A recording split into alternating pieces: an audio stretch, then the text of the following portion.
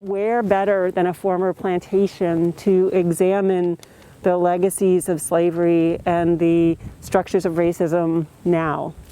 And so we are, of course, working closely with our descendant community on all things, and we also are really focusing in our messages on Highland the place. Monroe is important and remains a big part of what we do, but Highland the place and the stories that we tell through the people who were here, that's how we illustrate the events of American history that created who we are as a nation today. This is something that I think is sweeping across the nation, and it could be the beginning of something truly, truly big. And people talk about equity all the time, and I think it has to start somewhere. It's a start. It's something that's different. It's new.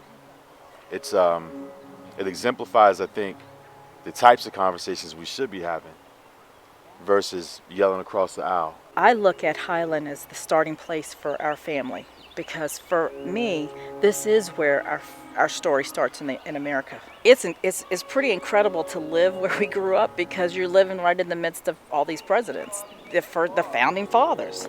I grew up and going past Highland. It was more of a, okay, I know this place is there.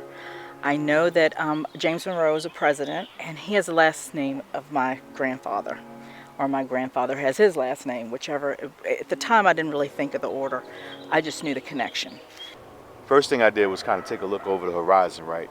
I'm looking at these rolling hills, and I'm wondering if that's where they did, the gardening, and went into the bookstore, looked around, saw pictures of old JM himself, and I was like, okay, that's pretty cool. The lady at the desk, she asked me, can I help you? I was like, yeah, I'm just here looking around. And I was like, it's interesting because, I believe my family were enslaved up here. And I said, in fact, my last name is Monroe.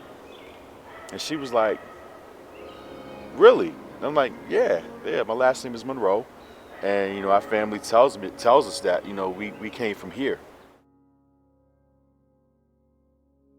This isn't just about James Monroe. This is about James Monroe, the enslaved there, the descendants that are there now. I think back to one of our first meetings, but my mom set foot on the place for the first time. And she sat at the table and she said to me, I just wonder what they thought about when they were here. And I realized how powerful that was, because one, I'd never heard my mother ever talk about her ancestors. She was really wondering what it was like for them to work here and as slaves and not to have their freedom. And she was getting into some emotions and some thoughts that she had buried. Highland is a microcosm. Think about, James Monroe as a founding father, who was a major contributor to the fabric of this country, the moral fabric of this country. The dualism that existed within his life also exists within America.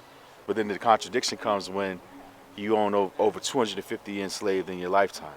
You can also say the same about the United States of America.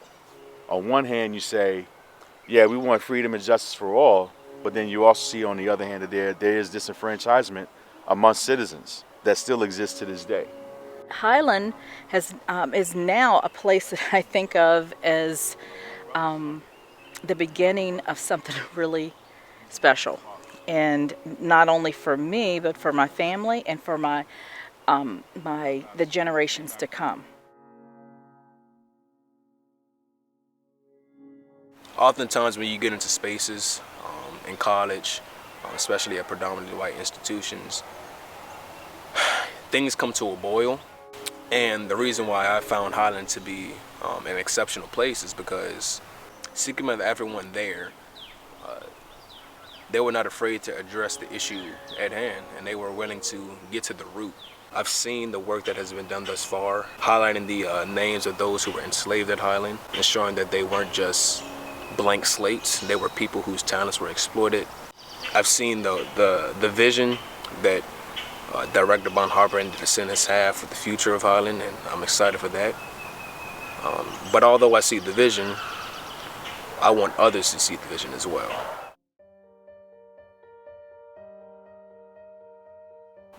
you have one group that says, hey, down through the centuries, we've been getting kicked.